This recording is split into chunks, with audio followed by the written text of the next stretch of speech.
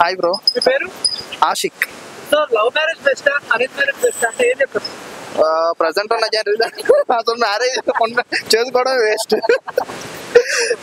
అంటే నా ఉద్దేశం ప్రకారం అంటే ఏది కరెక్ట్ అని చెప్పలేము ఇప్పుడున్న సినారియోలో.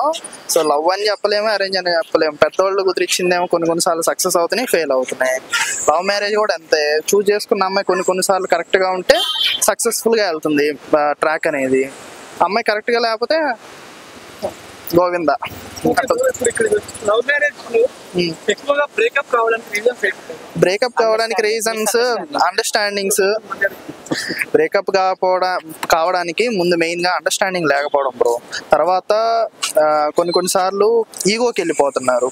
ఇప్పుడున్న ప్రజెంట్ జనరేషన్లో అమ్మాయి అబ్బాయి ఇద్దరు వర్క్ చేయడం వల్ల మోస్ట్ ఆఫ్ ది టైమ్ ఈగోకి వెళ్ళిపోవడం వల్ల, సో నేను అమ్మాయి ఏంటి నేను వర్క్ చేస్తున్నాను, అబ్బాయి ఏంటంటే నేను వర్క్ చేస్తున్నాను, సో నాకు ఇద్దరం works house hold works share చేసుకోవడం అన్నట్టు. కొంతమంది అబ్బాయిలు అట్లా ఉండరు.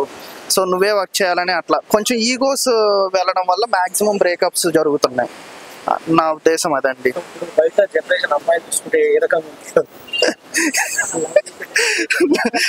యూజ్ అండ్ త్రో లాగే ఉన్నారు బ్రో. ఏం చేస్తాం? ఎందుకంటారు? ఏ ప్రభావం వల్ల? ఏ ప్రభావం అంటే due to the culture bro. So update అవుతున్నాం అంటే అప్డేట్ అవుతుంది కల్చర్ అని అనుకుంటున్నాం, కానీ సో ఎక్కడికో వెళ్తుంది కల్చర్ అనేది. సో ప్రీవియస్ జనరేషన్స్ 90s కిడ్స్తో పోల్చుకుంటే ఇప్పుడున్న 20 కిడ్స్ ఏదైతే ఉందో వీళ్ళని బీటా కిడ్స్ అంటారు. ఈ కిడ్స్ ఏం చేస్తున్నారంటే, అంటే ప్రీవియస్ 90s జనరేషన్లో ఫోన్లు చూడలేదు, టెక్నాలజీ చూడలేదు. ఫస్ట్ చిన్నగా కీప్యాడ్ ఫోన్స్ నుంచి చిన్నగా టచ్ ఫోన్ నుంచి అన్నీ ఒక స్టెప్ బై స్టెప్ వచ్చారు అనమాట. సో వాళ్ళకి వాల్యూస్ కల్చర్ అంతా తెలుసు. బట్ ఇప్పుడున్న వేరియేషన్ ప్రకారం 20 కిడ్స్కి ఏంటంటే డైరెక్ట్గా వాళ్ళు Android phones and touch phones అంటే హ్యూజ్ టెక్నాలజీ వల్ల పెద్దగా వాళ్ళకి కొన్ని తెలవట్లేదు అనమాట. లైఫ్ని ఎలా లీడ్ చేయాలి ఏంటి అన్నీ అందుబాటులో ఉండడం వల్ల. మన బయట ప్రజెంట్ ఇప్పుడు లివింగ్ రిలేషన్షిప్ ఎక్కువైపోయింది.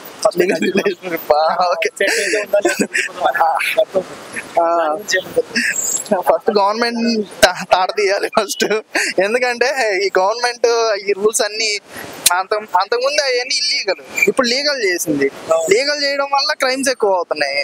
అండ్ ఏదైతే ప్రైవసీ అనేది వాళ్ళకి ఎక్కువగా దొరుకుతుంది అనమాట. ఫ్రీడమ్ ఎక్కువ దొరకడం వల్ల కూడా సో మిస్టేక్స్ జరుగుతున్నాయి. అండ్ ఈ లివ్ ఇన్ రిలేషన్షిప్స్ వల్ల అసలు ఏ అమ్మాయిని నమ్మాలి, ఏ అమ్మాయిని పెళ్లి చేసుకోవాలి అనేది కూడా అసలు ఇక అంటే ఒక అబ్బాయికి అసలు ఒక అమ్మాయిని నమ్మాలంటేనే భయం వేస్తుంది అనమాట ఫస్ట్.